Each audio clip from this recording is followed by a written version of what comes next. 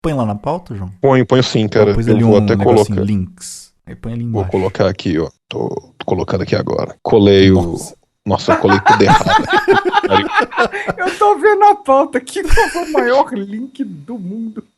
Não, cara, é porque eu achei que eu tava no lugar certo. Sim. E eu, obviamente, não tava, sacou? Bem bolado. Inclusive. Velho, puta que pariu. Velho, eu não consigo parar de rir, cara. Desculpa, cara. Ai, ai. Agora!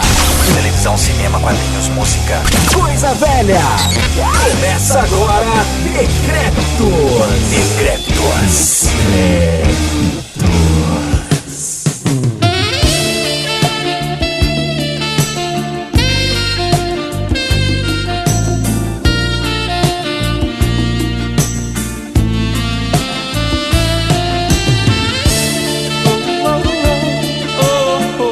Bom dia, boa tarde, boa noite, Brasil. Estamos aqui de volta no mesmo episódio ainda. Não é mais um episódio do Decrépitos. Estamos no episódio 17 para falar sobre a história do sexo. Comigo aqui de novo, João Carvalho e Rafael Mordente. Como vão, meninos? Eu vou super bem, tô super feliz, super animado. Você gostou da repercussão? Cara, eu adorei a repercussão, eu adorei gravar a primeira parte, eu tenho certeza que eu vou adorar gravar a segunda, porque essa é a parte do sexo que eu gosto mais, cara. A teoria, a história e a antropologia sobre o sexo. E as espadas também. E o Mordente tá aqui meio baqueado, meio com dorzinha. Estou grog e tive um dia desgastante, mas estou aí, né? Sexo. Comeu alface essa semana, Mordente? Ou não? Cara, não. Eu olho pra um alface e eu rio agora. Eu gostaria de perguntar pra Maat aonde está a semente de Daniel. Mas é aí que tá. Depois daquilo eu só enfio a face no c mesmo. Tô bem. Pra que eu vou perder meu tempo comendo? Queria só reforçar que a gente tá gravando desde a terça-feira, mais uma vez, a gente já adotou esse método inúmeras vezes. A gente tá gravando direto. 3 dias direto. Exatamente. E é um estado de privação de sono que a gente fica mais criativo e mais etéreo, por assim, né? O pensamento fica mais etéreo e tal, e torna as coisas mais ricas, porque como a gente tá mexendo com a parte da história, é importante a gente criar belas imagens na hora de expor os fatos, as informações. Sim, como por exemplo o molhinho de alho no alface, que foi algo... Exatamente. Né? Eu diria que exuberante, apetitoso. Eu também queria dizer que o episódio 17 ele vai durar pra sempre. Essa é a parte 2 de 536. Sim. Só vai ser o 17 agora, direto. Agora, de hoje em diante, só teremos o episódio 17, a história do sexo. E no episódio final, que é o episódio 536, nós vamos gravar uma grande orgia entre nós três. E vão ser só os barulhos e tal, e é isso que vai fechar a história do sexo. Exatamente. Sim. Arrisco dizer que vai ser da hora. Vai ser turbo. Vai ser turbo. Ouso dizer que será histórico. Então vamos pro episódio, né? Parte 2. Vamos pra esse episódio. Vamos pro sexo, então. Só que de um jeito, né? Não, edificante. vamos transar mesmo. Não. Por que não? Chega de putaria.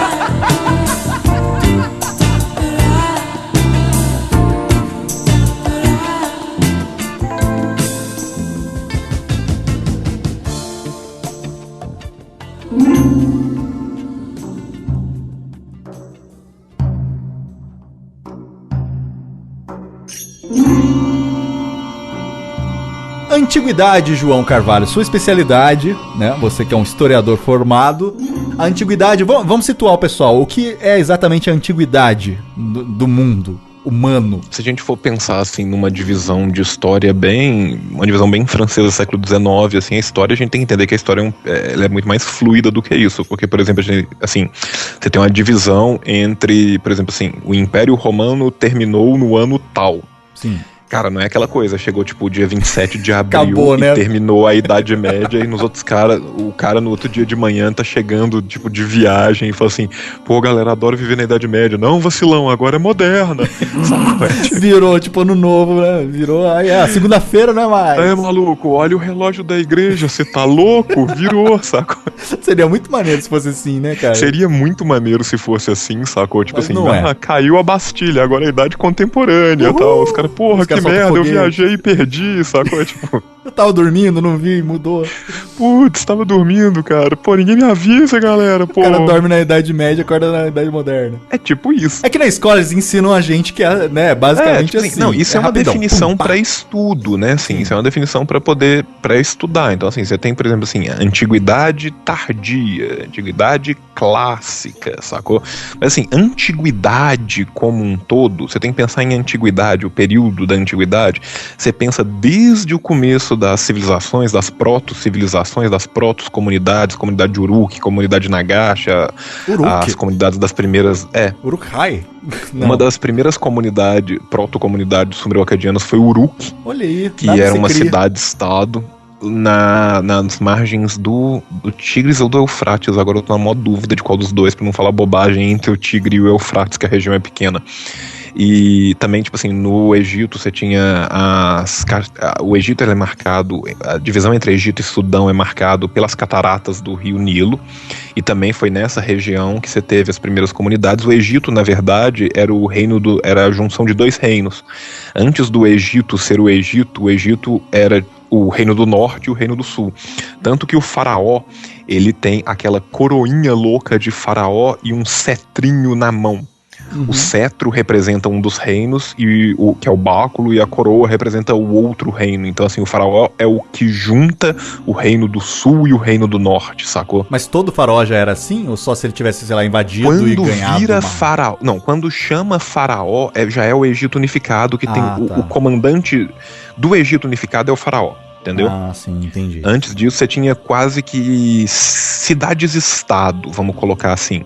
Era uma cidade, aquela Seria cidade era um país. antes. Era um prefeitão. É como se fosse um reizão. Um reizão. Como se fosse um reizão. Aí ele sendo faraó já é tudo junto, já... Ele sendo faraó, ele é um imperador e não um rei. O imperador é o rei de vários reinos. Ah, sim. O imperador é o cara que é rei ao mesmo tempo de vários reinados. Até o nome tem uma coisa mais imponente, não? Imperador. Sacou? Império. Então, assim, o faraó é o imperador do Egito. Ou seja, o faraó é quem manda em todos os reinos que compõem o Egito. Entendi. Mas então, a antiguidade. Antiguidade vai desde essas proto-comunidades que vão formar o Egito, vão formar a Suméria, vão formar a Acádia, até a queda do Império Romano. Esse período como um todo, e é um período gigantesco, nós estamos falando aí de um período de 4.000 anos. Esse período inteiro é, entre aspas, a antiguidade. Depois a gente tem que pensar que na nossa história, quando a gente fala de história no Ocidente, a gente está falando da história do Ocidente. Claro. Ou seja, a gente simplesmente esquece que existe Existiu o resto. Índia, esquece que existe China, esquece que existe Ásia, que existe África, simplesmente esquece isso. Esquece. Não tem. Faz de conta, não tem. A gente tá falando aqui do nosso lado. O Ocidente considera depois da Antiguidade a Idade Média. O que é a Idade Média? A Idade Média é depois da queda do Império Romano até o começo da Idade Moderna. A Idade Moderna é Renascimento, Reforma, Contra-Reforma, isso tudo é começou a Idade ficar Moderna. tudo mais frufru, mais... Isso. A Idade Moderna vai do fim da Idade Média, que, assim, entre os medievalistas, o conceito de Idade Média, quando que ele começa, quando que ele termina, é muito fluido, varia de lugar para lugar, porque, tipo assim, a gente fala assim, a Idade Média foi 1000 anos na Europa toda, mas é muito diferente o que estava acontecendo na Itália, do que estava acontecendo na França, do que estava acontecendo na Alemanha, do que estava acontecendo no norte da Europa. Ah, claro. Por exemplo. Entendi. É muito diferente como que eram as condições históricas, as condições societárias e tal, na Inglaterra e na Islândia. Mas para fins de estudo, tudo acaba virando uma coisa só. Então, assim, a Idade Média vai desde a queda do Império Romano até o final da Idade Média. Quando que se considera o final da Idade Média? Tem gente que já considera o final da... Isso, sim, são teorias de história bem antigas, bem ultrapassadas. Formalmente, na sua escolinha, você vai aprender que a Idade Média vai terminar quando tipo, tem a Peste Negra, aí logo depois da Peste Negra passa um tempinho, começa a voltar as cidades a crescer, e aí vai ter a Reforma, e aí já é Idade Moderna. Aí tem o Renascimento. O Renascimento marca praticamente a transição para a Idade Moderna. Certo. Aí você vem a Idade Moderna. A Idade Moderna vai vir desde o final da Idade Média até o começo da Idade Contemporânea. Qual que é o grande marco histórico, no caso, que faria essa transição, entre aspas? Seria a Revolução Francesa. Ah, sim, a famosa. Que um dia, quem sabe, falaremos sobre ela. E a Idade Contemporânea vem da Revolução Francesa até hoje. Sim, contemporânea, né? Dentro da historiografia, que é o estudo da história, que é a história da história, que é tipo a meta-história, muitos historiografistas consideram que hoje em dia a gente já está vivendo uma outra idade, que não tem como você colocar no mesmo balaio de gato a sociedade do começo do século XIX, pós-Revolução Francesa, e a nossa sociedade informacional, pós-moderna. Seria uma idade futura, vamos dizer assim? Seria, quase isso. Tem gente que trabalha com isso, que usa o termo história momentânea, tem gente que usa o termo pós-modernidade, tem vários e vários termos que são usados, mas assim, formalmente na sua escola, para você estudar pro Enem, nós ainda estamos na idade contemporânea. Sim, é mais fácil, né? Porque se não for mudar tudo agora na cabeça da pessoa lá, jovenzinha, ela vai ficar embananada.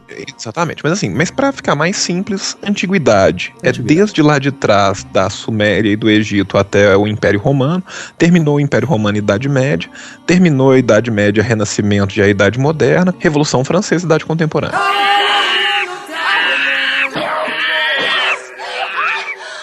Então vamos para o que interessa. O sexo na antiguidade. Por onde a gente começa, João? O sexão da antiguidade. A gente tem que A entender... gente começa por trás. Oi. Não. A gente começa com as preliminares. Mas a gente tem que entender que as culturas, elas são... Essas culturas da antiguidade são culturas muito diferentes da nossa. Inclusive porque a nossa cultura é brutalmente influenciada pelo advento do cristianismo. Querendo ou não, não a adianta. nossa visão sexual, ela é muito influenciada pelo advento do cristianismo. Existem vários tabus. Por exemplo, numa sociedade, fosse a sociedade romana, fosse a sociedade grega, a propaganda do Boticário não seria um problema. Não seria, porque até eles veem isso, né, bem. Lá o homossexualismo e tudo mais era comum, não tinha problema nenhum, né? Como deveria ser hoje. Sim, como deveria ser e não é, entendeu? Não existe um tabu, não existe um interdito, sabe? Não é uma coisa assim proibida, secreta, que acontece numa masmorra, que deve ser tolhida dos olhos da sociedade. Não tem essa bobagem. E pra você ver, os caras antigaços são mais evoluídos nesse aspecto, né? Porque não tinha mas essas aí que amarras. a gente tem que entender que, tipo assim, as coisas são muito diferentes. Então, assim, se por um lado eles não tinham essa amarra, por outro lado, pra eles a escravidão é uma coisa completamente natural. Sim, tem isso também, né? E o escravo é uma posse, inclusive uma posse sexual, que deve ser usada. Então, por exemplo, assim, para citar um exemplo, Roma.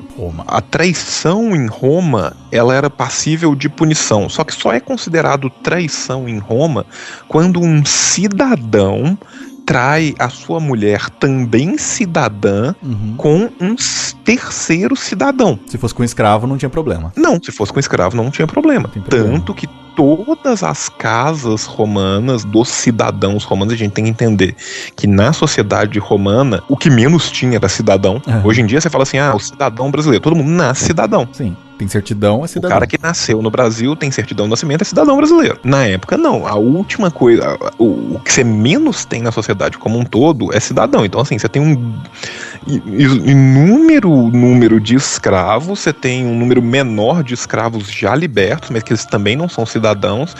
E os estrangeiros também não são cidadãos. Hoje em dia, tipo, é impensável para alguém que vive na nossa sociedade hoje pensar, por exemplo, assim, eu posso escravizar e estuprar um peruano porque ele não é cidadão brasileiro dentro do Brasil. Pois é, né? Imagina, sacou? Né? Nessa época era completamente impensável, mas nessa época, se um cidadão, por exemplo, de fora da Grécia fosse morar na Grécia, ele jamais vai ter os mesmos direitos e jamais vai ser tratado como um grego. Isso não é tão diferente de hoje em dia, se for analisar os Estados Unidos, né? Você chega lá, ilegalzão, você não vai ter os mesmos direitos que um americano. Mesmo na Europa e tal, mas eu tô falando assim, você não vai ter os mesmos direitos é uma coisa, mas por exemplo assim, a partir do momento que você está legal no país, acabou isso. Sim, tudo bem. Inclusive, se você for pensar, o Arnold Schwarzenegger nasceu na Áustria e foi governador de um estado americano. Sim, inclusive estava andando de bike esses dias aqui no Rio. Sacou? Então, tipo assim, É impensável, por exemplo, um homem que nascesse na Lídia, na Trácia, no Império Hitita, ser governador de Atenas. Pois é, né, cara? Vamos falar do... Mas vamos voltar para a questão sexual. Sexo. São sociedades politeístas. Você só Sim. teve uma única, tirando o monoteísmo caldeu, o monoteísmo dos judeus. Pra quem não sabe o que é monoteísmo, é quando Pra quem não sabe, monoteísmo é a crença em um único Deus. Sim, exatamente. O poli Tá. são vários. Tem gente que não sabe, né? É bom de explicar. Tirando o monoteísmo caldeu, que é o monoteísmo judeu, você só tem uma única experiência de monoteísmo na antiguidade. Na antiguidade, Grécia, não Grécia e Roma. Na antiguidade, em Grécia e na Roma, você tem alguns cultos que às vezes são monoteístas, que se aproximam do monoteísmo. Assim, monoteísta mesmo, um povo inteiro se tornar monoteísta. É isso que eu tô falando de monoteísta. Não tô falando, tipo assim, um Geralzão. cara louco inventou um culto, inventou um deus maluco e adorava aquele deus. Eu tô falando assim, um povo inteiro adorar um único deus. Sim, como é hoje aqui. Tirando os hebreus, o povo caldeu, o único momento na antiguidade onde você teve monoteísmo foi no Egito, durante um único reinado, que foi o reinado do rei Akhenaton. Sim, que falam que era um alienígena. Tem gente que fala que é alienígena, tem gente que fala que era um transexual, não um transexual, mas um hermafrodita. Sim, porque ele chegou e acabou com esse negócio. Ah, parou a palhaçada de um monte de Deus, vai ser só um. Mas aí que tá. Ao contrário do monoteísmo hebreu, que é um monoteísmo baseado na fé, o monoteísmo caldeu, o povo acredita naquele único Deus. Ele só tem um Deus, Yahvé. É. No monoteísmo de Akhenaton, todos os deuses foram reunidos num Deus só por uma questão política. Por quê? Na época de Akhenaton, os sacerdotes de Ra e de Amon tinham se reunido num único culto, que era o culto do deus Amon-Ra, que se tornou um culto preponderante, ou seja, não era o único culto, mas era o culto mais forte politicamente, tão forte que o alto sacerdote de Amon-Ra às vezes tinha mais poder na prática do que o próprio faraó. Olha aí. Akhenaton, para evitar isso, politicamente decide por banir todos os deuses e deixar somente o deus Aton, que era a representação do disco solar, ou seja, que era um deus que era basicamente uma mistura de Amon com Ra, para se tornar mais palatável pelo povo, assim. E ele ter o poderzão. E ele ter total. todo o poder na mão dele. Tanto que quando Akhenaton morre, e tudo indica que ele foi morto, envenenado, Ah, tá na cara, né? Ninguém gostou disso. inclusive pelos sacerdotes de Amon-Ra, imediatamente Volta após tudo. a morte de Akhenaton, volta tudo a ser como era antes. E eles praticamente apagaram ele do mapa, né? Tipo, Sim, esse sim. mané não existiu. Sim, eles fingem, exatamente. Então, assim, o que a gente tem, na verdade, é que são culturas politeístas, culturas onde a sexualidade é vista de uma forma muito diferente da nossa. Então, certas repressões, certas amarras que a gente tem, eles simplesmente desconheciam. Isso significa que todos eles eram polissexuais loucos e ficavam enfiando árvore e centauro no c... Não. Porra, centauro seria bizarro, né? Sim, seria ainda melhor, né? Mas assim, mas isso significa que existia uma tolerância nessas relações. Então, por exemplo, assim, o casamento era muito importante para diversas polis gregas. A gente fala Grécia. A Grécia, ela só se unia quando era guerra. Tá? A Grécia, as cidades gregas eram cidades-estados e elas basicamente se odiavam entre si. Tem Só vários que elas filmes sobre isso. se odiar porque todos eles eram gregos, eles todos tinham uma herança comum, e eles eram todos, assim, um mesmo povo, só que cada um na sua. Eles só se uniam quando era pra guerrear contra outros. E sendo muito sincero, eles passaram muito mais tempo guerreando entre si do que com do que guerreando contra outras civilizações. E é um país rico, né, cara? Como é que pode? Sim, já Roma não. Roma, a gente tem que pensar que Roma começou como uma cidade-estado, muito similar a uma polis grega, ou seja, era uma cidade que foi desenvolvendo e se tornando mais forte. Só que Roma, ao contrário da Grécia, a Grécia tinha uma grande xenofobia. Os gregos odiavam estrangeiros. Pra você ter uma ideia, a palavra grega para estrangeiro é barbaros, que é a palavra que dá bárbaro. Sim, porque falavam barbar, não era um negócio assim? Pro grego, todo estrangeiro era incivilizado. Sim. Não existia educação que não fosse a educação grega. O estrangeiro, ele era inculto, ele era incivilizado, ele era um bárbaro. Ele não falava a língua deles e os caras já classificavam como bárbaro. Ele era pior que a gente, ele era mais burro. Uhum. Então, assim, Roma não era uma civilização xenofóbica. Nesse sentido, era muito mais fácil para Roma se expandir do que para a Grécia se expandir. Por quê? Porque uma vez que Roma dominava uma civilização, que Roma conquistava uma civilização, Roma trazia essa civilização para dentro dela. Como que ela fazia isso? Ela fazia isso pegando os deuses dessa civilização e colocando esses deuses como deuses menores no seu panteão. Ou seja, imagina, por exemplo, assim, a Roma dominou o Império Etrusco. Dentro da Itália, de onde hoje é a Itália, durante algum tempo conviveu Roma e conviveu Etrúria, o Império Etrusco. Quando Roma domina os etruscos, Roma permite que os deuses etruscos sejam adorados como deuses menores no panteão romano. Foi oferecido para Jerusalém e para os cristãos que Cristo se tornasse um deus menor dos romanos. Olha aí. Sacou? Então, assim, Roma fazia isso. E outra fonte de dominação de Roma era a língua. Lembrando que a língua falada, não a língua no sexo. Falada. O latim passava a ser a língua oficial e eles ensinavam latim para as pessoas. As pessoas passavam a falar latim. E tudo que Roma queria é que as pessoas adorassem os seus deuses também. Não precisa adorar só os deuses de Roma. Você pode continuar adorando os seus deuses do seu povo, mas você tem que adorar os deuses de Roma também. Coloca lá no... E você tem que participar das coisas públicas. Ou seja, tem uma festa pro deus Juno, que é Zeus pros romanos, assim, pra dar uma comparação. Você tem que participar dessa festa. Você não pode se recusar a participar dos ritos romanos. Mas e o sexo? Vamos pro sexo. O sexo, como eu disse pra esse povo, era uma questão muito mais aberta. Aberta, literalmente. Aberta no sentido de... Em todos os sentidos. Em todos os sentidos. Pronto, ficou melhor assim. E eu falei Juno, eu quis dizer Júpiter, gente. Juno é uma deusa e não um deus. Pra mim, Juno é aquela menina gravidinha. Desculpa, Juno é filho de Saturno, ela é protetora do estado e tal.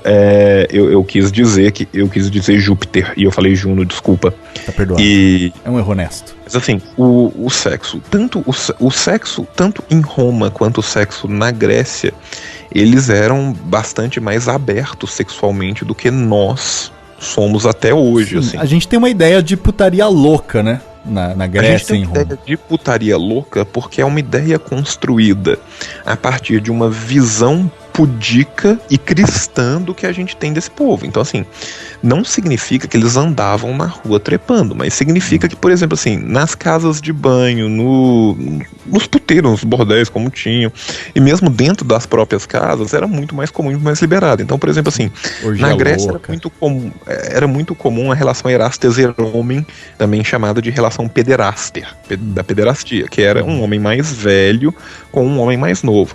Agora, essa relação, apesar dela ter uma questão sexual também, ela era uma relação principalmente social, porque é uma sociedade patriarcal, isso principalmente na Hélade, né? Na Hélade como um todo, mas assim, principalmente em Atenas, Esparta, um pouco bem menos do que isso. Mas assim, as relações homossexuais, elas não eram tolhidas, mas era importante o casamento para a manutenção da sociedade e a reprodução da sociedade. Sim. Então assim, não é que tipo assim, era uma sociedade em que as bi tava muito louca e rolava choque de monstro no meio da rua, sacou? O mordente acordou. E aí, tipo assim, era muito mais aberto essas relações e tal. Da mesma forma, as relações entre mulheres. Então, assim, e tem várias coisas que são muito mal interpretadas e que fica parecendo que a putaria é muito mais louca. Por exemplo, assim, o nosso termo safada vem da ilha grega de Safos. E o termo lésbica vem da cidade de Lesbos. Olha só, eu não sabia. Que legal. Imagina você morar em Safados. Safados não, Safos. Desculpa, Safo de Lesbos, na verdade, é uma poetisa. Safo é uma poetisa. O termo safada vem de Safo e a ilha é de Lesbos, desculpa. Ah, que droga. Safo, morar em Safo, porra. O cara Safo. Safo é uma poeta lírica que nasceu na ilha de Lesbos. Olha. O termo lesbianismo vem da ilha de Lesbos, na Grécia, porque dizem que as mulheres da ilha de Lesbos eram mulheres muito bonitas e que mantinham relações entre si. Safo, que é de onde vem o termo safada, era uma poeta lírica e ela escrevia poesia de amor. E era muito comum naquela época que toda poesia de amor, ela tinha uma fórmula. As poesias sempre tiveram fórmulas ao longo da história. Por exemplo, assim, se você pensa na Idade Medieval, o poema de amigo, tal, você tinha uma forma, que era sempre assim, um cara se apaixonava por uma mulher, e essa mulher era um ideal inalcançável, e não sei o que, não sei o que. Também a poesia romântica, a lírica grega romântica, tinha suas formas. Então Safo, que era uma poetisa, escrevia sobre lindas mulheres, sobre a falta que ela sentia daquela mulher e tal, porque aquilo era um topói literário da Grécia Antiga.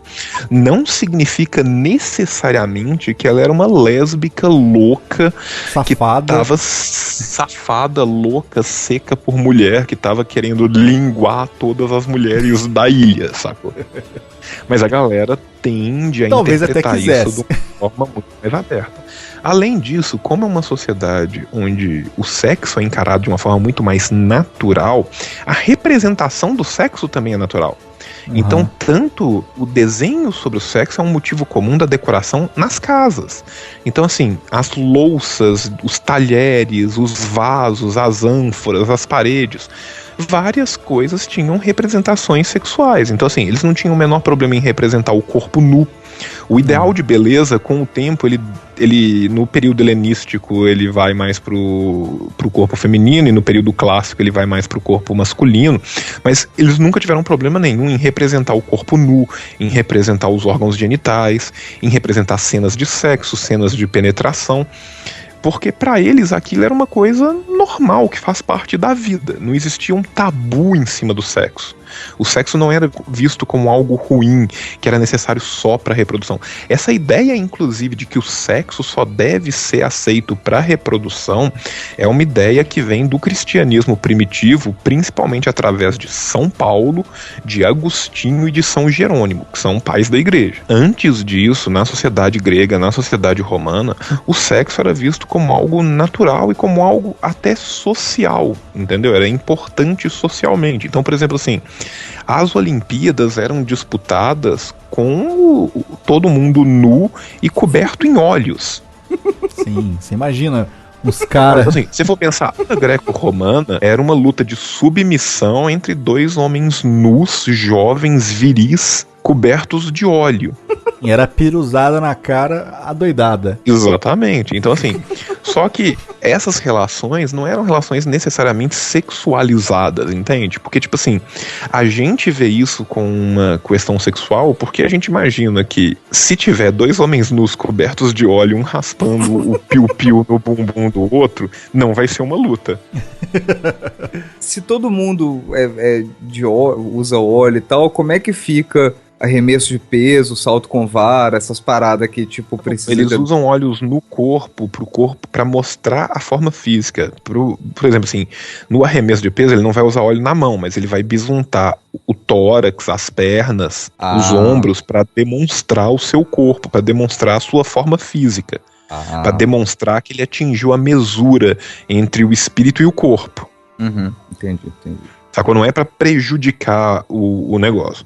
Você entendeu? É pra mostrar toda a perfeição daquele corpo. E não tem esse caráter sexual que a gente coloca. Agora, tem horas que tem também. Por exemplo, na prova do boquetinho. Voltando. Chupada com vara.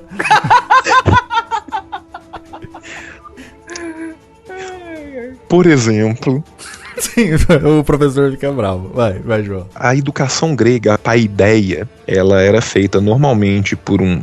Você tem que pensar que, tipo assim, só os cidadãos são educados, o cidadão é elite, então muito pouco, é uma porcentagem minúscula da sociedade que é educada. Mas os filhos da elite são educados por um tutor, que normalmente é um homem mais velho, esse professor, que tutorava os meninos mais novos. E meninos é meninos mesmo, mulher não recebia educação formal. Sim. É uma sociedade patriarcal, onde a mulher é uma cidadã de segunda classe. Você quer entender como as mulheres são uma cidadã de segunda classe em Atenas moderna de uma forma muito culta? Leia o livro Paideia de Werner Jäger. Você quer entender de uma forma muito prática? Ouça Mulheres de Atena, do Chico Buarque. Mais fácil, né, do que ler. Que é mais fácil. Agora, a verdade é que existia um escravo que chamava pedagogos. Caramba, sério esse nome? Onde vem o nome pedagogo, sim. E a função dele era evitar que o jovem mancebo fosse penetrado pelo seu professor numa exacerbação da relação Erastes-Herômen. Olha aí, pedagogos do Brasil, viu? Vocês têm uma função importante, olha aí. Então, assim, os pedagogos acompanhavam a educação desse jovem e também salvaguardavam o breoco do jovenzinho. Existem diversas vezes onde uma sociedade muito permissiva leva a grandes excessos. Isso acontece principalmente na elite. Então, por exemplo, assim, em Roma, você tem, por exemplo, Calígula e Heliogábalus. Nossa. Heliogábalus foi um imperador romano cujo império durou muito pouco tempo, porque ele era muito louco. E um dos atos de Heliogábalus foi transformar o seu amante em senador. Só que o amante de Heliogábalus era um cavalo com o qual ele mantinha relações sexuais. Ele era o Mr. Hands, cara. Ele foi o primeiro Mr. Hands. Que loucura. Então, tipo ele morreu furado pela rola do canal? Dizem que Heliogábalus mantinha relações sexuais com cavalos, que ele mantinha relações sexuais com Minotauros? Com cadáveres. Ele era muito louco, assim. Conta-se de Heliogábalus que num casamento existia na antiguidade, isso era muito comum em diversas culturas da antiguidade. O rei tinha o rei ou o imperador ou a figura de poder, nos casamentos ele tinha o direito da primeira transa. Primeira transa com a noiva que casou, não importa quem fosse o marido. Não importa quem fosse o marido. Olha isso, que vida boa. Conta-se que Heliogábalus foi num casamento de uma jovem que se dizia que era muito pudica, que era muito, né, assim... Puritana, e que ele falou, vou exercer o meu direito real, e pôs o noivo pra ver e enfiou a mão inteira até o cotovelo no c*** da menina, e a menina morreu de sangramento. Puta que pariu. Então, assim, Heliogábalus era muito louco. E ninguém podia fazer nada, ele era o rei, né? Ninguém podia fazer nada, que ele era o rei. E Calígula também era muito louco. O Calígula é famoso, né? Calígula é super famoso, Nero é super famoso. Então, assim, existem, se você vê Saló, se você vê filmes do Pasolini sobre o assunto. Se você lê, é um romance medieval, mas que retrata a decadência do Império Romano, o Satiricon de Petrônio. Ele é um romance que já é medieval, mas ele retrata essa decadência do Império Romano. Você tem a questão sexual muito exacerbada e essas relações acontecendo da forma mais louca possível sobre o nosso paradigma. Mas a gente tem que entender que o grosso dessa sociedade era uma sociedade que era tolerante às diversas manifestações. Certo. Sabe? Então, por exemplo, assim, muitos estudiosos dizem que, por exemplo, figuras como Platão, eles eram notoriamente, tinham uma preferência homossexual. Tem essa coisa desses filósofos famosíssimos terem isso, que não diminui em nada, né? Não faz a menor diferença. Não faz a menor diferença. E é muito possível que de fato tivesse, entendeu? Porque é uma sociedade muito permissiva pra isso. Agora, o fato do cara ter uma preferência homossexual não significa, por exemplo, que ele não fosse casado e não tivesse vários filhos. Porque existe uma função social e política na perpetuação da espécie. Ele é da elite, ele precisa se manter como elite, ele precisa perpetuar a elite. Então, assim, a questão sexual é muito mais fluida. Nesse sentido, é até irônico a gente pensar nisso, mas é muito mais possível hoje em dia alguém que é homossexual viver uma vida exclusivamente homossexual e feliz do que muitas vezes o cara da elite que era homossexual e se via forçado a ter um casamento e ter filhos. Por causa da sociedade e tudo mais. Por uma questão social. Então, assim, se é mais livre por um lado, é menos livre por outro. Sempre tem, né? Não adianta, nunca é 100%. Então, por exemplo, assim, em Roma, por exemplo, chegou-se a um ponto em Roma que chegou-se também na Suécia hoje. Por exemplo, Roma começou a ter um crescimento vegetativo muito pequeno das suas elites. As elites romanas, Roma viveu um período de 100 e poucos anos de grande expansão militar, de grande poderio, de muito dinheiro. Deu tudo certo, foi o apogeu do Império Romano. Durante esse apogeu, na segunda geração do apogeu, começou a cair vertiginosamente o número de casamentos e o número de filhos. Por quê? Porque a elite muito rica e muito empoderada queria viver a vida, viver o que tem de bom e não se prender a ter filhos, a sabe? Tipo, esse tipo de coisa.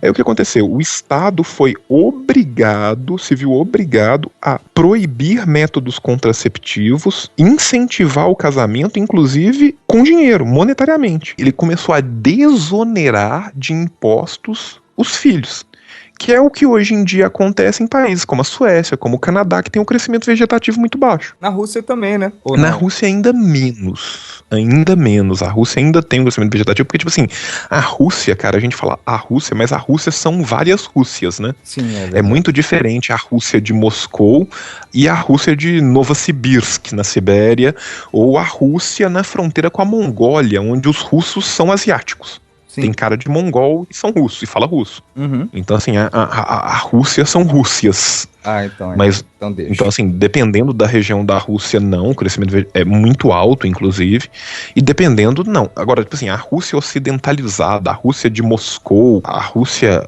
europeia, ela vem entrando nesse fenômeno, até porque é uma sociedade com diversos novos magnatas, novos milionários, que estão muito mais ocupados querendo gastar esse dinheiro vivendo a vida, vivendo o que há de melhor da sociedade de consumo. Entendi. Mas assim, voltando às questões da antiguidade, então assim, você tem ao mesmo tempo uma fluidez muito maior das relações sexuais e da erotização, mas ao mesmo tempo você tem essa interdição por necessidades da própria sociedade, até porque você tem que pensar que é uma sociedade onde a mortalidade é muito mais alta, que é uma sociedade guerreira, que está sempre em guerra, e é uma sociedade que sequer tem penicilina. Né? Então, assim, a sua expectativa de vida ela é muito baixa e o número de pessoas que nascem e chegam até 10 anos de idade é muito diminuto. Então, assim, você não é aquela coisa assim, eu vou ter um filho que aí minha vida tá garantida. Não, eu tenho que ter uns 12, porque aí salva 2 ou 3. Aí continua a família, né? Até a idade adulta, porque vai ter aborto, vai ter morte, vai ter doença, vai ter guerra. Que vibe.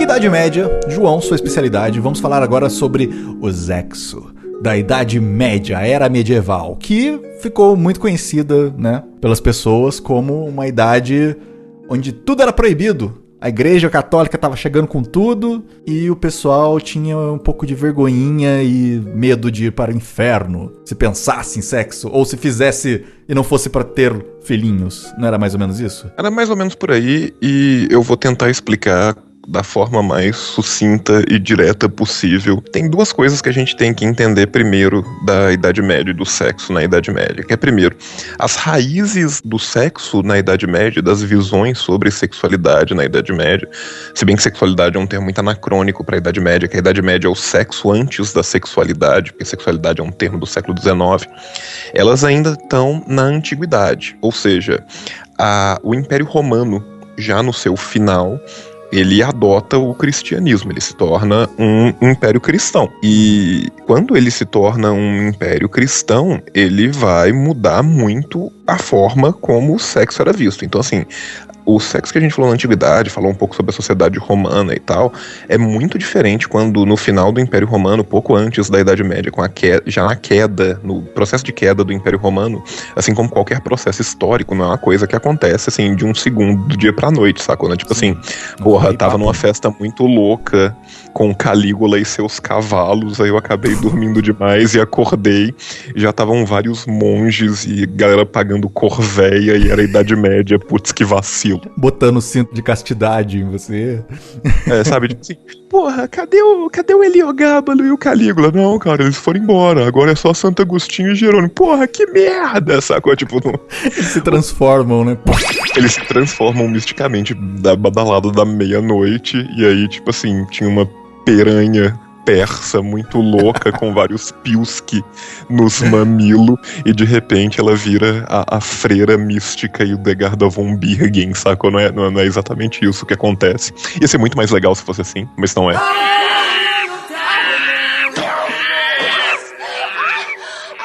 Quando o Império Romano se torna um império cristão, o cristianismo, de fato, deixa de ser uma religião perseguida para se tornar religião estatal. E as ideias acerca do sexo no cristianismo são ideias que já vinham sendo formuladas em todo o período intertestamentário judaico e principalmente no período onde é escrito os livros do Novo Testamento.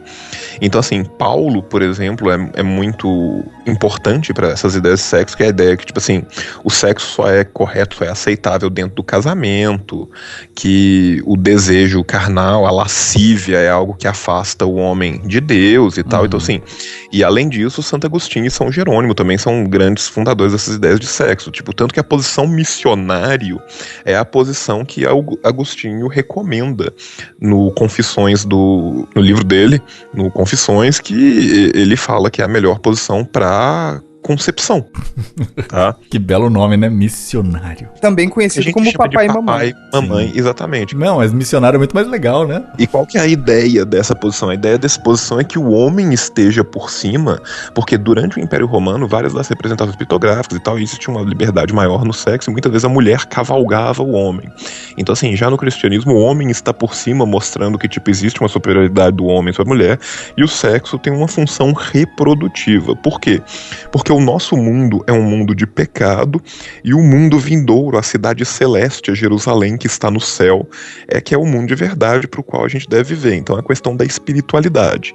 E uma outra coisa que é muito importante a gente entender é que na Idade Média, o termo que a gente usa, sexualidade, heterossexual, homossexual, bissexual, esses são termos que nascem no século XIX, que se aplicam à nossa sociedade moderna, mas que não se aplicam necessariamente à Idade Média. Então, por exemplo, assim, uma coisa que é muito interessante da gente pensar para a Idade Média é que existem formas de sexualidade, entre aspas, sem sexo. Por exemplo, assim, a castidade, a virgindade na Idade Média, ela é quase que em si uma forma de manifestar a sexualidade. Porque o virgem e o casto não é aquele nerdão cheio de espinhas que não transa porque não consegue. É uma pessoa que opta por canalizar aquela energia que seria uma energia voltada para o sexo, para o pecado, para uma coisa espiritual. Eu escolhi esperar. Mais do que eu escolhi esperar, eu escolhi transubstanciar, eu escolhi transformar todas as minhas energias sexuais em energias de adoração, em espiritualidade, em voltar aquilo do meu ser para Deus. Então, assim, tem várias vidas de freiras e de santos e de padres e de pessoas santas na Idade Média que você tem vários momentos que são momentos, assim, de muita até sensualidade, sabe? Tipo assim, a mulher falando assim, tá, e tipo, eu sentia desejos e tal, mas nessa hora eu orei e aí eu senti uma presença muito forte de Deus por todo o meu corpo. E aí essa presença maravilhosa me encheu de um prazer inenarrável para os homens. Nossa. Sacou? Então, tipo assim, é quase que uma sexualização da espiritualidade. Na verdade, é o exato contrário, que é transformar o sexo em algo espiritual. Mas não é aquela virgindade de simplesmente, tipo assim, eu não transo. Não é uma assexualidade. A castidade em si é uma manifestação de sexualidade, porém voltando não para os homens e para a vida terrena, e sim para o que é espiritual, para o que é intangível. É uma virgindade útil, né? Vamos dizer assim. Sim. E assim, a gente tem que pensar, cara, que a gente tá numa sociedade na Idade Média onde, tipo, 3% dessa sociedade sabia ler e escrever. A elite dessa sociedade, nós podemos colocar aí de 5 a 7, até 10%, dependendo do lugar, que era a nobreza e os clérigos. Mas assim, só normalmente quem sabia escrever era quem era da igreja. Então assim, é uma sociedade dividida em estamentos, por assim dizer, em classes muito bem divididas. Você tem os que oram, você tem os que laboram, que trabalham, e você tem os que batalham. Então, assim, basicamente a nobreza, a função dela é proteger essa sociedade, é manter essa sociedade e tal, ela tá na elite. O grosso da sociedade, a grande ralé, todo mundo, a função é trabalhar para manter os nobres e os clérigos, e a função do clericato, a função dos religiosos é exatamente essa função que é a principal da sociedade, que eles são a cabeça dessa sociedade, que é a função de conduzir conduzir a transição dessa sociedade terrena, que nada vale, que é cheia de pecado, que é cheia de erro e que é só uma coisa transitória, até chegar o dia do julgamento final e da volta de Jesus. Porque assim, qual que é a grande diferença na concepção de tempo e na concepção de sociedade que a gente tem com o advento do cristianismo? Uma sociedade monoteísta, ela tinha um início e eventualmente ela vai ter um fim, mas na sociedade depois de Cristo, você tem a ideia da volta de Cristo. Então, tipo assim, a sociedade tem um começo e tem um fim. Então, assim, a sociedade de fato começa com o nascimento de Cristo e ela vai terminar quando Cristo voltar e a gente for julgado. Porque o destino real do homem, para esses homens, é o céu. Inclusive, é a vida depois da morte. A vida começa depois que você morre. Inclusive, acontecia muito, é uma coisa que mais se via nessa época, era placas de madeira com pirogravuras, né, escrito: no dia do arrebatamento, este carrinho de mão estará desgovernado. Sim, sim. Mas assim, e essa ideia do pecado, cara, é uma ideia que é muito mais abrangente e como eu falei, a questão da sexualidade não é uma questão, não é a sexualidade como nós entendemos modernamente. Inclusive, assim, o Foucault fala disso no História do Sexo. E uma coisa pra vocês terem uma ideia, por exemplo, assim, hoje em dia, se eu falo o termo sodomia, instantaneamente você pensa pau no cu. Sacou? Não existe uma dúvida. Se eu tô falando assim, vai rolar uma sodomia, vai rolar um pau no cu. A sodomia, alguém, né? Ela é pensada como uma relação homossexual com a penetração do vaso traseiro. Do vaso. E não necessariamente o termo sodomia na Idade Média servia simplesmente para essas relações. Ela representava essas relações também. Então, assim, muitas vezes você tem a condenação de padres sodomitas ou de clérigos sodomitas que, de fato, eles estavam mantendo relações sexuais com outros amiguinhos, sabe? Então, tipo assim... Mas o sodomia, o nome não vem de Sodoma? Vem da cidade de Sodoma, mas exatamente qual que é a ideia da sodomia? A sodomia era tudo o que acontecia na cidade de Sodoma nessa época. E a cidade de Sodoma, ela é exatamente uma representação global do pecado. Então, por exemplo, assim, existe uma representação pictográfica muito interessante, que é o Gênesis de Egerton, que é uma representação da Inglaterra do século XI, em que você tem uma foto do que seria Sodoma, você tem um desenho do que seria Sodoma. Nesse desenho você tem penetração anal, sim, mas você tem outros 8 pecados representados. Então, assim, num canto do desenho você tem um cara vendendo alguma coisa, que é a usura, emprestando dinheiro a lucro, que é a usura. No outro você tem um cara vendendo alguma coisa sacra, que é simonia. No outro tem um gordinho comendo aí a gula, não. O gordinho comendo bolo. Mas é quase isso mesmo, sacou? Tem tipo assim, imagina. Tem um cara que se recusa a dar esmola aos pobres, sacou? Que é a avareza. Então, assim, esses caras todos são sodomitas. Entendeu? Então, assim, muitas vezes, quando eu tô descrevendo assim, as pessoas incorriam no tal, e mais do que isso, a sodomia passou a virar uma coisa quase política. Então, às vezes, assim, se o cara usava do seu poder pra falar alguma coisa, muitas vezes era taxado assim, esse cara é um sodomita. E, na verdade, o que ele era um cara muito duro nas suas relações políticas, ou uma pessoa que forçava as pessoas com mão de ferro a fazer o que ela queria. Então, assim, não necessariamente a sodomia se refere somente ao ato da penetração anal, sacou? Então, tipo assim, o sexo e a sexualidade na Idade Média... Não é só sodomia isso, ele tem... não, mas assim, o sexo e a sexualidade na Idade Média ele tem que ser entendido dessa forma, porque, tipo assim, a virgindade era uma coisa muito diferente do que é pra nós. E outra coisa, a ideia do... Você tem que pensar o seguinte, nós estamos numa sociedade onde um dos mandamentos é guardar os dias santos. Sim.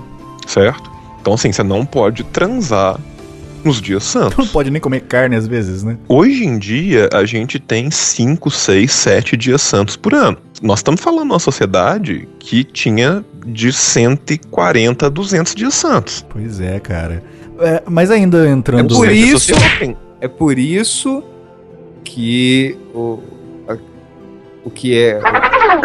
Desculpa. Nossa. Eu ia falar por isso, eu não sei o nome do lugar, não sei se já chamava Inglaterra, mas eu ia falar por isso que a Inglaterra não vai pra frente. Pode falar, cara, pode falar. Ainda não, dependendo, chamou um tanto de coisa, dependendo da época, mas assim... Porque já tem galeses, então pode ser aquelas palavras bizarras galesas, tipo...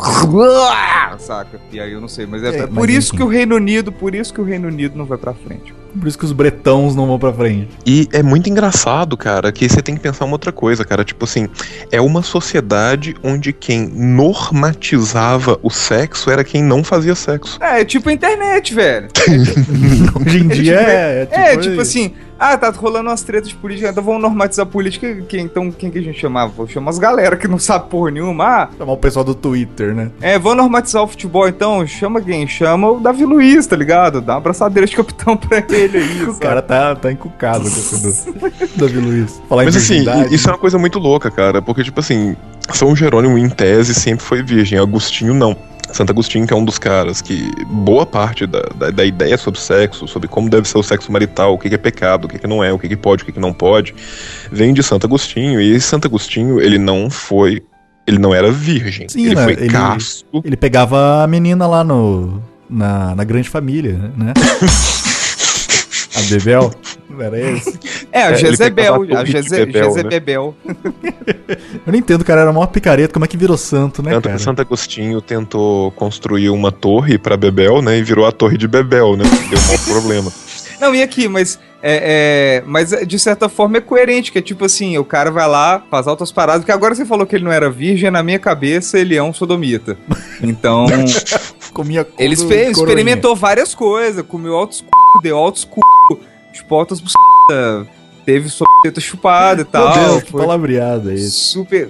Uai, mas o João não tava falando pau no não posso falar Não, nós estamos na Idade Média, não pode agora. Mas ele... velho... Não, então... Eu vou botar um sininho, vou botar um pizinho, pode falar. Então, na minha cabeça, o Santo Agostinho, então, era um sodomita. Mas aí é coerente, porque, tipo assim, ó, galera, não faça parada não, porque eu já fiz, eu tô te dando ideia, cara, é paia, eu já fiz, é ruim, não compensa. Tá, agora tem umas paradas muito loucas que você pode fazer aí, que é doido e tal, saca? Tipo, ajoelhar. Inclusive, no Confissões, cara, que é o livro mais famoso dele, tem uma frase que é clássica, que é dai-me castidade, mas não agora.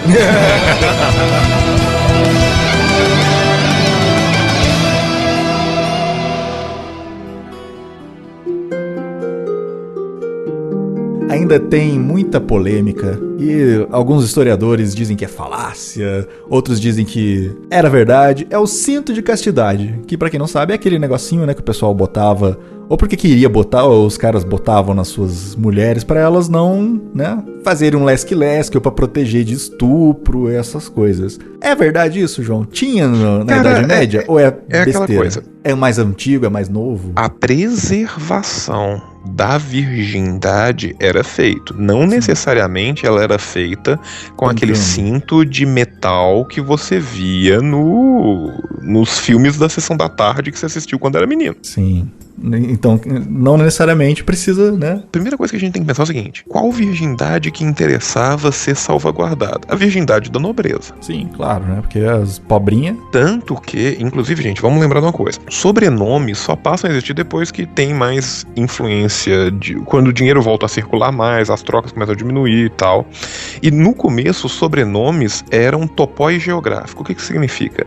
Sobrenome Silva. O que Silva significa em latim? Silva é floresta.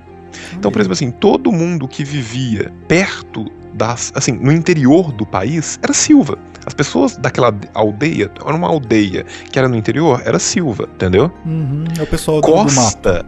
Costa era quem vivia perto da praia. Olha aí. Então, assim, esses sobrenomes eram comuns. Então, tipo assim, quem tinha sobrenome a Idade Média inteira é a nobreza. A nobreza tem sobrenome.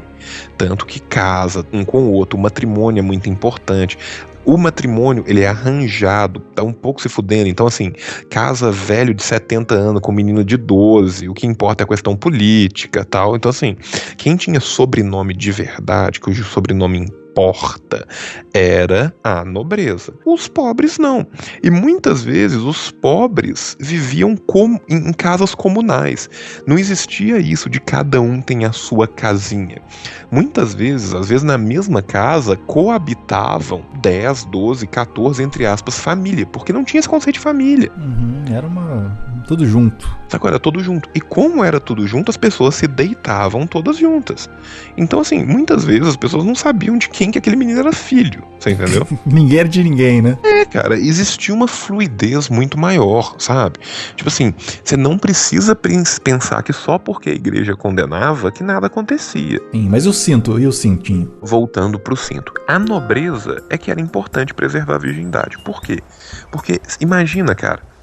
Cara, imagina uma coisa aqui pra você ter uma ideia.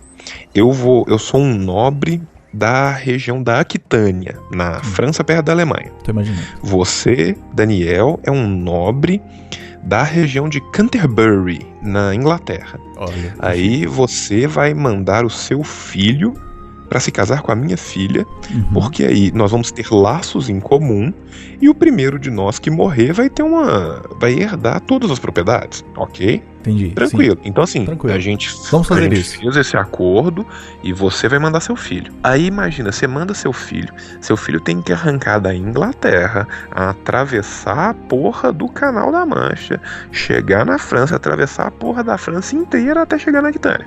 É um trampo. É um trampo. Seu filho não vai sozinho, seu filho vai ir com uma corte acompanhando ele. Vão ir os pajens, os serviçais, vão ir alguma parte da sua nobreza que vai passar a residir com a minha nobreza. Umas concubinas, né? Porque ninguém é de ferro. É uma viagem gigante, com muita gente envolvida, um gasto muito grande e interesses políticos enormes. Imagina você chega lá e aí a minha filha, um dia antes, resolveu dar pro pajem que cuida do cavalo. Ou pro cavalo, né? Ou pro cavalo. E aí, na hora que seu filho vai dar aquela consumada, e aí tá todo mundo esperando. Pra ele voltar com um pano manchadinho de sangue. Ele chega lá, tá largado o bagulho. Ele chega lá, o bagulho tá largado. Como é que faz? Não faz, né? Então, muitas vezes era preciso de manter a virgindade. Se mantinha a virgindade por diversas formas diferentes. Das mais agradáveis às mais cruéis. Então, assim, costura. Ai. Você literalmente costurar a vagina da menina e deixar só o canalzinho da uretra ali abertinho pra ela poder urinar. Meu Deus, não podia botar, sei lá, uma rolha, colar com super bonder, né? Precisava costurar. Tá, então, assim, escravos, eunucos é um modo de falar, mas assim, servos que eram capados pra tomar conta. Trancar a menina num quarto durante toda a adolescência e só mulheres terem acesso. Rapunzel. Sacou? Tudo isso foi feito. E também existiam os aparatos, só que esses aparatos, eles são mais modernos do que medievais. Entendeu? Então, tipo assim, o que a gente vê como o cinto de castidade medieval, ele era muito mais comum na Idade Moderna do que na Idade Média. E esses que você vê no museu, então, já são mais moderninhos, né? Esses que você vê no museu são mais moderninhos, tipo assim, existia na Idade Média? Existia também. Só que não era o único método, até porque é muito caro, você precisa de um ferreiro, o negócio tem que ficar bem feito. Era quase uma armadura de buceta, né? Sim, assim. é tipo isso. Tipo assim, o custo disso é muito grande. E muitas vezes também o que acontecia? Os nobres iam pras cruzadas, ok? Como é que você vai pra cruzada, fica 1 ano e meio fora e quando você volta sua mulher tá grávida ou ela teve um filho e ele tem 3 meses? Você não acha esquisito, né? Fica feio. Então muitas vezes eles faziam isso pra evitar que durante uma longa ausência uma mulher engravidasse. É o pecado da luxúria. Sim, entendeu? Tanto que, lembrando, obviamente, que na frente é de Deus, atrás é do povo.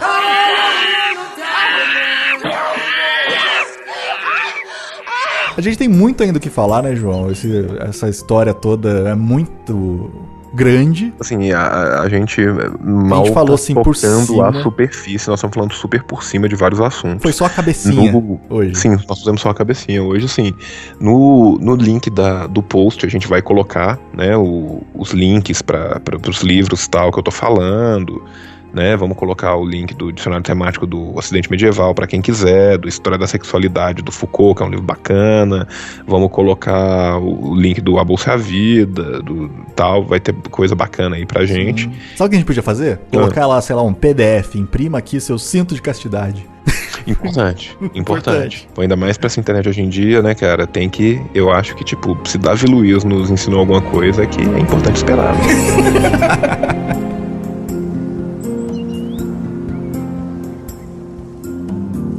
Você ouviu? Decretos. De volta na próxima semana.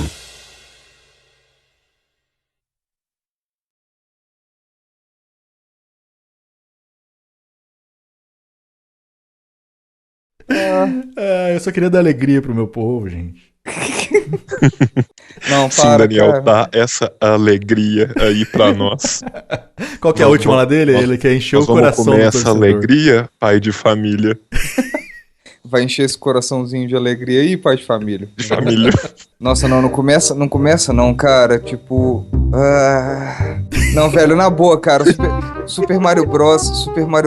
É tipo o filme mais doido que eu já vi na minha vida.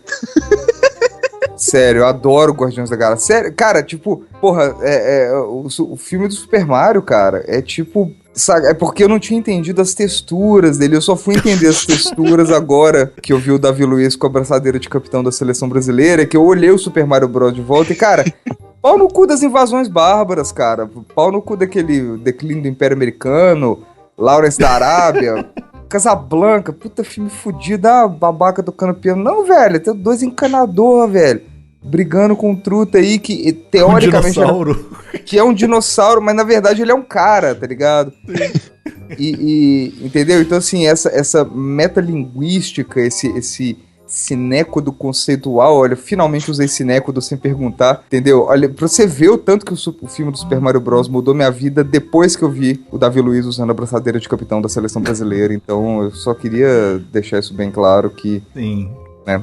Tudo a ver com o nosso episódio, né? Eu comi um vidro de azeitona depois daquele jogo, cara. As azeitonas e o vidro, cara, né? Inclusive ontem foi meu aniversário e o menino Mordente esteve aqui em casa e a gente pediu pizza e foi mais do que demais. E no final da pizza, cara, eu vi o prato do Mordente cheio de azeitonas e eu coloquei o prato por cima de todos e aí depois que todo mundo foi dormir eu fui lá e comi todas as azeitonas, cara, obrigado pelas azeitonas, Mordente. Pois é, cara, isso foi porque eu cheguei em casa e peguei o começo do segundo tempo do jogo, senão eu teria comido aquelas azeitonas e não teria sobrado absolutamente nenhuma pra você. Eu fiquei meio sem entender o seu cartão de aniversário, aproveite as azeitonas, eu serei o Osiris do seu set. Eu não entendi direito o que você quis dizer, mas tipo, as azeitonas estavam uma delícia. Esse vai estar na sua nova página também? Piadas históricas com azeitonas? Sim. O nosso novo Tumblr. O nosso novo Tumblr. Fotostop de cu de homem.tumblr.com. Cara, você lembra quando a gente tentou criar isso, velho? Ai, cara.